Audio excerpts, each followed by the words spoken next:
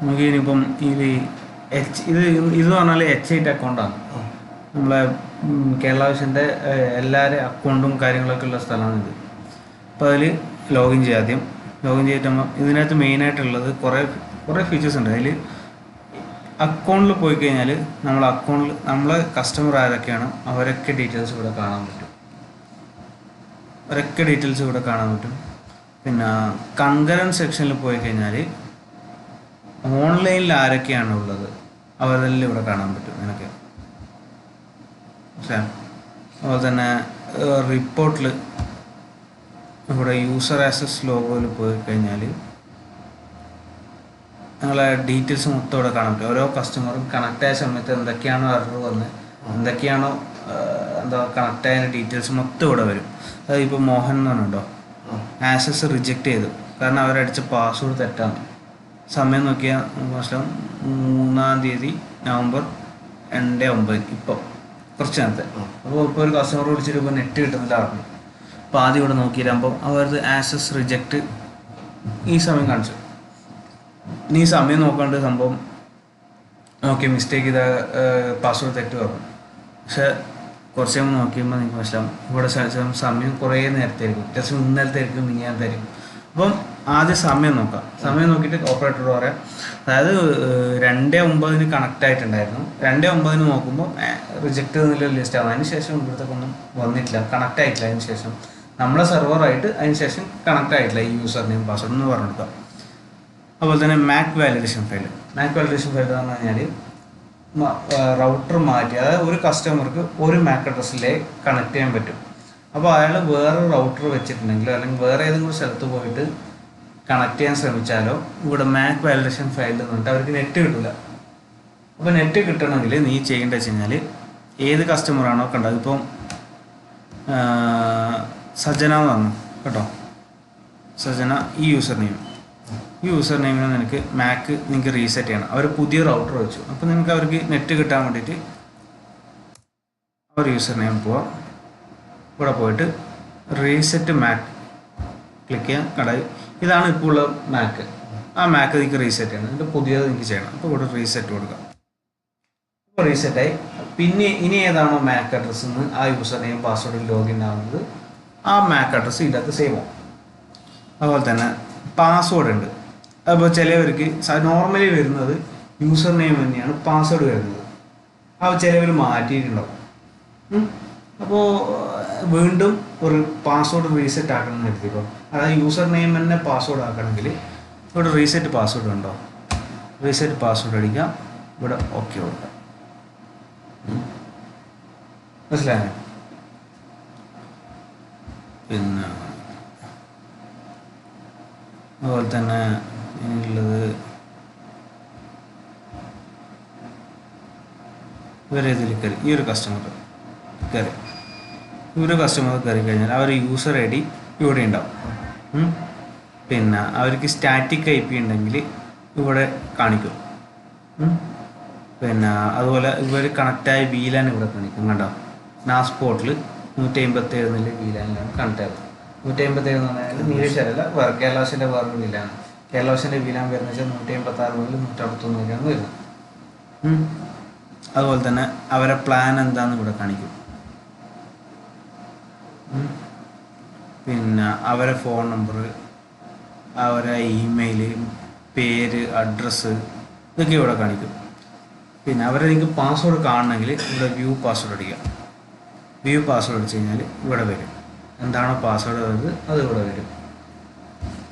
പിന്നെ നിങ്ങൾക്ക് പാസ്വേഡ് മാറ്റണം. ഇപ്പോൾ ചിലവർ നിങ്ങൾക്ക് അവൻ്റെ പാസ്വേഡ് ഒന്ന് 1 2 3 4 5 നിൽക്കുന്നു. ആ സമയത്ത് ഇവിടെ ചേഞ്ച് ആക്സസ് പാസ്വേഡ് കൊടുക്കുക. ഇവിടെ എന്താണോ പാസ്വേഡ് അത് അടിച്ചു കൊടുക്കുക. സേവ് കൊടുക്കുക. അതുപോലെ ഈ ചേഞ്ച് സെൽഫ് കെയർ പാസ്വേഡ് എന്ന് പറഞ്ഞാൽ കസ്റ്റമർക്ക് തന്നെ റീചാർജ് ചെയ്യാൻ വേണ്ടിയിട്ട് ഒരു അക്കൗണ്ട് ഉണ്ട്. കസ്റ്റമർക്ക് ലോഗിൻ പാസ്വേഡ് പറയുന്നുണ്ട്. അത് നമുക്ക് സെറ്റ് ചെയ്ത് കൊടുക്കാം. അതിനാണ് സെൽഫ് കെയർ പാസ്വേഡ് എന്ന് പറയുന്നത്. അപ്പോൾ നമുക്ക് ഏതാണോ വേണ്ടത് അത് ഇവിടെ കൊടുക്കാം. അത് കൊടുക്കുക, സേവ് കൊടുക്കുക. പിന്നെ ചിലത് സസ്പെൻഡ് ആവും. നേരത്തെ കണ്ടത് സസ്പെൻഡ് അക്കൗണ്ട് ഉണ്ട് കുറച്ചെണ്ണം. ഒരു 15 ദിവസം ഉപയോഗിക്കാണ്ട് വെച്ച് കഴിഞ്ഞാൽ സസ്പെൻഡ് ആവും. അത് മാറ്റൽ എങ്ങനെയാണെന്ന് വെച്ച് കഴിഞ്ഞാൽ ഇവിടെ അക്കൗണ്ടിൽ പോവാം. അക്കൗണ്ടിൽ ചേഞ്ച് സ്റ്റാറ്റസ് ഉണ്ട്, അതിൽ ക്ലിക്ക് ചെയ്യാം. ഇവിടെ ഇന്നാക്റ്റീവ് വരണം, എന്നിട്ട് സേവ് കൊടുക്കുക. അപ്പോൾ അത് ഓട്ടോമാറ്റിക്കലി ഇന്നാക്റ്റീവ് അക്കൗണ്ടായിട്ട് മാറും. പിന്നെ നമ്മൾ റീചാർജ് ചെയ്താൽ മതി. റീചാർജ് ചെയ്താൽ ഡയറക്റ്റ് അത് ആക്റ്റീവായിട്ട് മാറും. 4 മോഡാണുള്ളത്. ഒന്ന് ആക്റ്റീവ്, ഇന്നാക്റ്റീവ്, സസ്പെൻഡഡ്, ടെർമിനേറ്റഡ്. അതിൽ ആക്റ്റീവ് എന്ന് പറഞ്ഞു കഴിഞ്ഞാൽ റീചാർജ് ആയിട്ടുണ്ടെന്ന്. ഇന്നാക്റ്റീവ് എന്ന് പറഞ്ഞു കഴിഞ്ഞാൽ പിന്നെ റീചാർജ് കഴിഞ്ഞു. പിന്നെ സസ്പെൻഡ് പറഞ്ഞാൽ ഒരു 15 ദിവസം റീചാർജ് ചെയ്യാണ്ട് കഴിഞ്ഞാൽ അത് സസ്പെൻഡ് ആയി മാറും. ടെർമിനേറ്റഡ് എന്ന് പറഞ്ഞാൽ കുറേ കാലം ഉപയോഗിക്കാണ്ട് വെച്ച് കഴിഞ്ഞാൽ അത് ടെർമിനേറ്റ് ആയിട്ട് തന്നെ പോകും. പിന്നെ നമുക്കത് യൂസ് ചെയ്യാൻ പറ്റില്ല. പിന്നെ ആ കസ്റ്റമർക്ക് വേണമെങ്കിൽ വീണ്ടും റീചാർജ് ചെയ്യണം.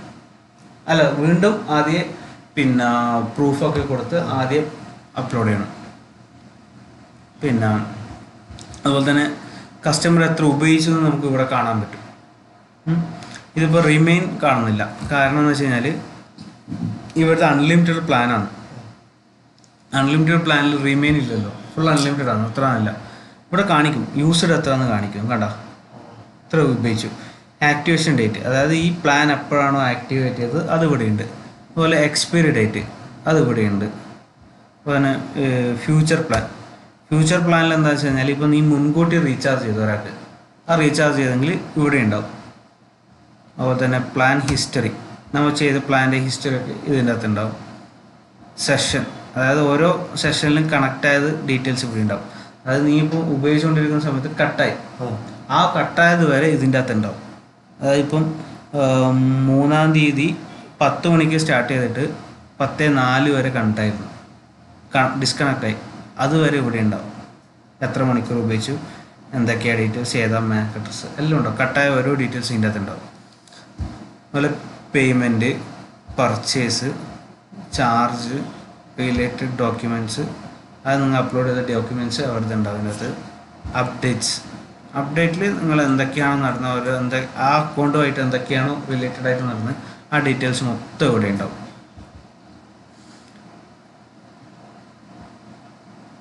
പിന്നെ ഇപ്പോൾ ഇവർ അക്കൗണ്ടിലേക്ക് ഇപ്പോൾ റീചാർജ് ചെയ്യണം, അതായത് ഓപ്പറേറ്റർ അക്കൗണ്ടിലേക്ക് റീചാർജ് ചെയ്യേണ്ടത് വെച്ച് കഴിഞ്ഞാൽ ഓൺലൈൻ പേ എന്നുണ്ടോ, ഓൺലൈൻ പേ ക്ലിക്ക് ചെയ്യാം. ഓൺലൈൻ പേ ക്ലിക്ക് ചെയ്തതിന് ശേഷം ഇവിടെ പേ യു സെലക്ട് ചെയ്യാം.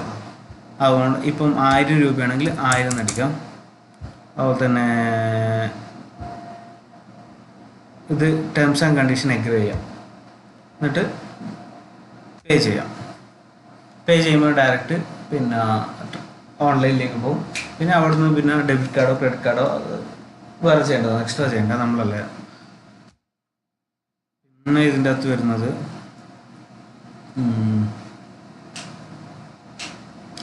പ്ലാൻ, ഏതൊക്കെയാണോ പ്ലാൻ ഉള്ളത് അത് മൊത്തം ഇവിടെ കാണിക്കും. പിന്നെ ഓൺലൈൻ യൂസേഴ്സ് ഇവിടെ കാണും. ഇവിടെ നോക്കണ്ട, മെയിനായിട്ട് കൺകറൻറ്റ് സെക്ഷനിൽ നോക്കുന്നതാണ് നല്ലത്. കൺകറൻറ്റ് സെക്ഷനിൽ ഇവിടെ കാണിക്കും എത്ര ആൾക്കാരാണ് ഓൺലൈനിലുള്ളത്.